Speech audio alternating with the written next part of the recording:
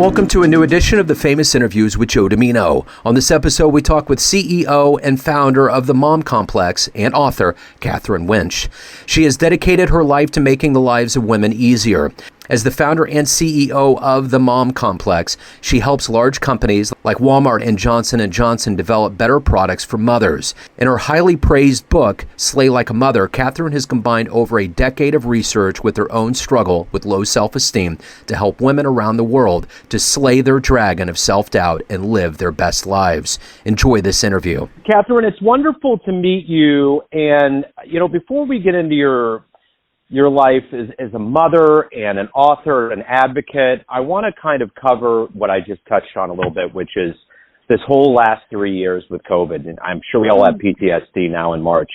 I'm wondering how you survived that time period and how it subsequently has changed the way that you live your life and you look at things and business now. Yeah, definitely. It changed my life pretty profoundly. I mean, my family, first of all, was lucky. We all got COVID, but it was not detrimental to our health. So I want to say that first and foremost.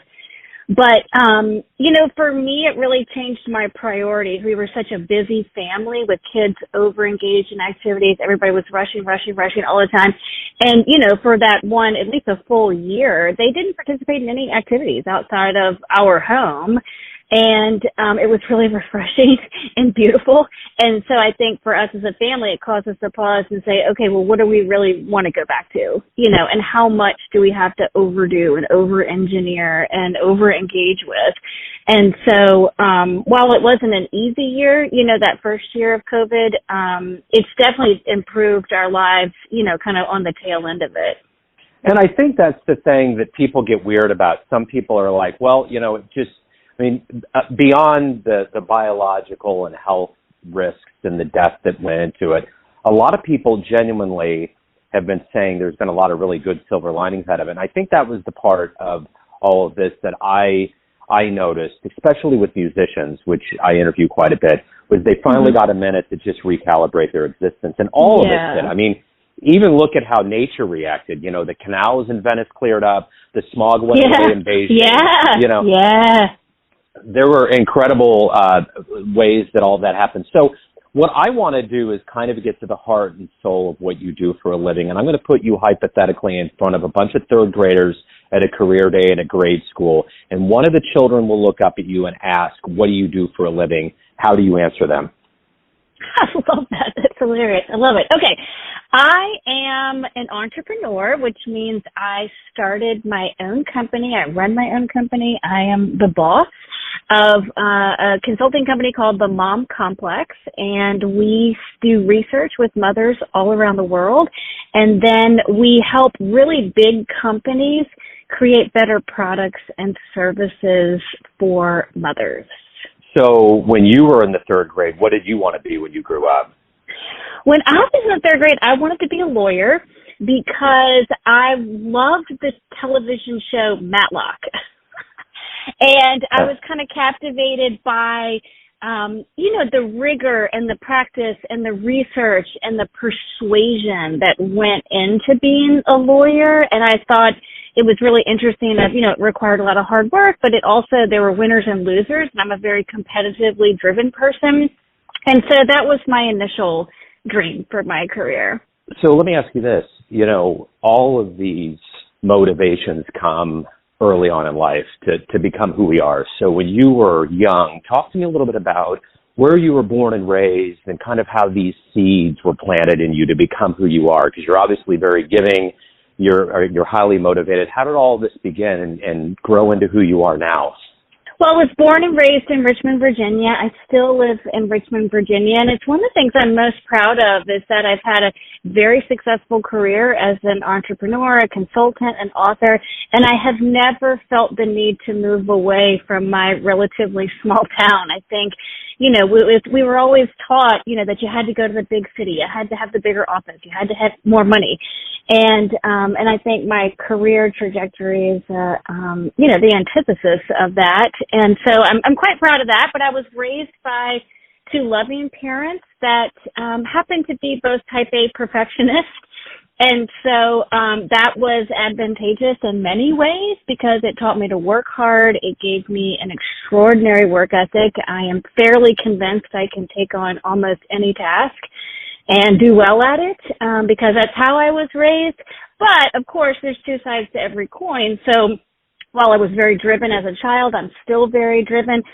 Also, those perfectionist tendencies in my family and myself also created a tremendous amount of self-doubt. So despite the success I had, maybe, in school, in my career, for the better part of my life, I never really felt good enough. I was always hustling, always running, always needed to do and be more in order to feel good about myself. So it's interesting, I think when people look at my life and say it's successful, I don't disagree with that, but some of it came at a cost.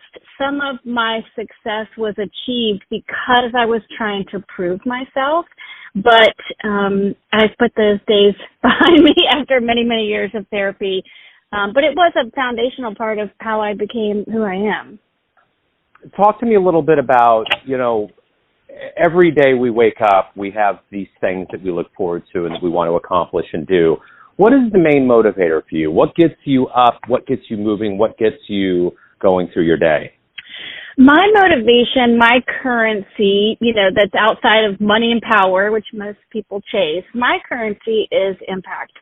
And I want to have an impact on the lives of mothers, and I want to make their lives easier. And I do that through my consulting company by solving what I refer to as the external pain points of mothers. So yogurt that has too much sugar, shopping experiences that are terrible, products that are terrible. So I'm solving the external pain points through my consulting work. And then through my book, Slay Like a Mother, I'm helping to have an impact on the internal pain points that mothers face. So the self-doubt, the negative self-talk, the not feeling good enough about ourselves. And it's just so wonderful to finally not be motivated by money or power or title. Those metrics are no longer important to me. And so as long as I'm having an impact, I'm improving the lives of the women that work for me, the women that read my book, then that all feels like a really good day at work for me. Who has been a consistent role model or hero for you in your life?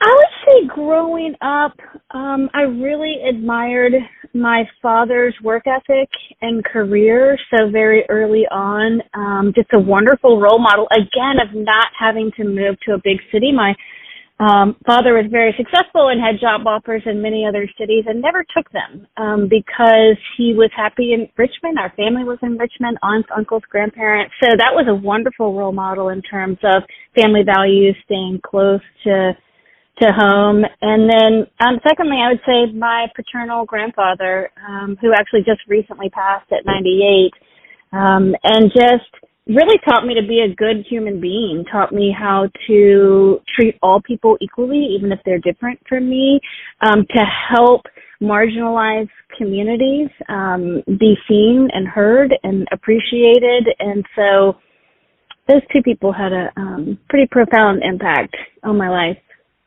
So if you can meet anybody alive on the planet right now and spend a little time with them, who would it be? That's a good question. I would probably say Dana Vollmer. She is a 5-time Olympic medalist and the first woman to be a mother and earn a gold medal for the U.S. swimming team. And I've never met her personally, but she read my book, Slay Like a Mother, and she was very moved by it. It really, really helped her, what I refer to as slay, one's dragon of self-doubt. And I would love to just sit down and talk to her because in a lot of my research with women and mothers, it's just astonishing to me that even the most successful women and successful mothers are riddled with self-doubt and never really feel good enough and are always trying to prove themselves. And so I love studying, that dynamic of how as women we can be so accomplished, so successful, and still feel so bad about ourselves.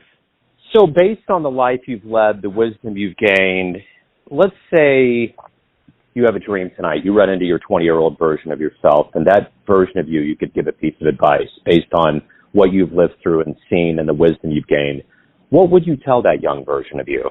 I would tell my 20-year-old self to not wait so long to love yourself. So as I mentioned earlier, I lived with this dragon of self-doubt for so much of my life. So basically from age 15 to 35, so for 20 years of my life, this relentless negative self-talk, nagging, pushing me to take on more all the time. And I thought that I thought in order to feel good about myself, I had to impress people around me. So I lived, at 20 years old, I lived a very externally focused life where my self-esteem was drawn from the people around me, which, maybe you know yourself, or you can imagine that that's a pretty exhausting way to live. And so, I'm 46 now, well past 20, and I have finally learned after years of therapy and Oprah episodes and red wine to love myself from the inside, so I no longer require it from the outside, and it's a much, much, much better place to be. In your life of accomplishments and all of the things that you've been through, what are you the proudest of? I'm most proud of quitting my very successful career and becoming an entrepreneur. So I was a senior vice president at a well-known, very accomplished advertising agency, and it impressed a lot of people. Advertising is an interesting industry, and people were kind of, wowed by what I had accomplished at a young age, and that felt good for a while, getting that external, approval. But after being there for about 15 years, I just realized that I had a very hard time saying no in that environment. It's an always on, nonstop, always engaged type of industry because it's client service. And so I'm really proud that I walked away from that, because as a human being that lived her life, again, in a very external fashion, trying to impress other people, I had impressed other people with that career, and to walk away from that was the first true sign that I was following my true north, that I was following my gut, my instinct. And, people always told me that becoming an entrepreneur, I would work harder than I ever have before, and it's just not true for me. I absolutely work less than I did before. I have less stress. And so, it was life-changing for me, for my family, et cetera, and I'm really proud of walking away from that. So when you were growing up, as a writer, what was the book for you that really opened the curtains and made you want to either read more or become a writer? One book that had a big impact on me, it's a book called Spirit Junkie by Gabrielle Bernstein, and I probably read it in my late 20s. And, the whole mindfulness movement, meditation, inner peace, all that stuff, when I used to go in Barnes & Noble and seek out a lot of self-help books like that, they were mostly written by men. They were mostly written by older, wiser men, Deepak Chopra, the Wayne Dyers of the world, which I love and admire, and soaked up every ounce of wisdom they would give me through their work. But I hadn't yet read a book where someone had such a manic mind like I did and was always negative on herself and learned to turn it around. So that author, Gabrielle Bernstein, she looked like me, she sounded like me, she had a very similar career to me. And that's when I decided that I really wanted to write a book to be able to give, more women and more mothers access to how you heal yourself from the inside while raising a family, while having a career, while being a woman, while being a mother, etc. So that book, had a big role in me becoming an author and writing Slay Like a Mother. Everyone out there has a perception of you, your family, your friends, clients, colleagues, but ultimately you live your life. What's your perception of you? Who do you think you are? I think I am a really good human being at the end of the day. And I no longer define myself through the eyes of other people, which was revolutionary. But also I don't define myself by the roles that I play in my life. To answer your question, I would not say I'm a mother, or I'm a wife, or I'm an entrepreneur, or I'm an author, because those are roles that I play, in my life, but it's not the whole me. It's not the full me. And when I step back and I think about the choices that I have made to help and support people that are less fortunate, help people who are unseen be seen and heard and felt and loved, I would say that my defining characteristic is being a good human being. I like that answer. So, Katherine, what has been one of the best client responses, fan letters, so to speak, you've ever gotten for the work you've done? I'll say for the Mom Complex, like in my role as a consultant, many years ago, we were doing a big kind of immersive experience with a bunch of executives at the Discovery Channel.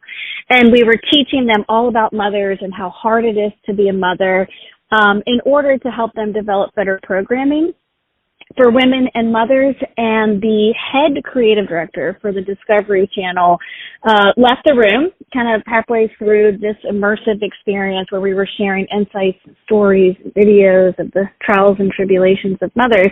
And he left the room and came back maybe 15 minutes later, and I worried that something was wrong. We had done something wrong. And I checked in with him after the meeting, and he said, I got really emotional with the research and the insights that you were sharing, and I had to take a break. And the reason I had to take a break is that if I had known that being a mother was this hard, then I would have been a better son to my mother.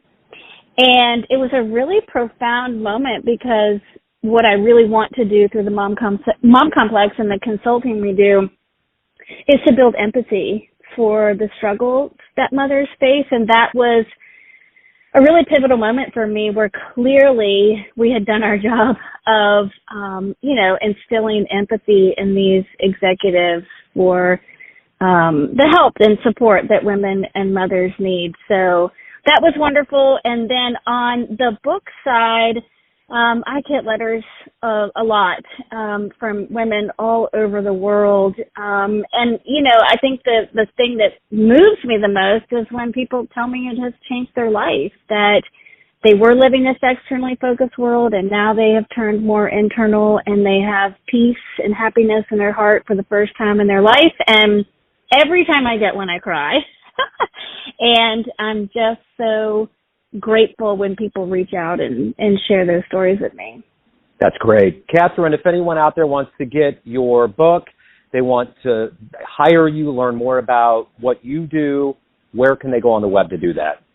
Sure. Invite anybody to go to slaylikeamother.com. You can sign up for our e-newsletter, or you can find me on Instagram at kwintsch. Katherine, this has been great. Thank you for opening up. Thank you for giving me your story. It's wonderful. It's a great story. I really appreciate it. Awesome. Thanks for having me. Thanks for tuning in to another famous interview with Joe Dimino, where we cover the world of art, literature, business, spirituality, music, and more from around the globe. If you want to hear more interviews, visit the Famous Interviews with Joe Dimino channel on YouTube. You can find us on Spotify and Apple Podcasts. Thanks again for listening, and until next time.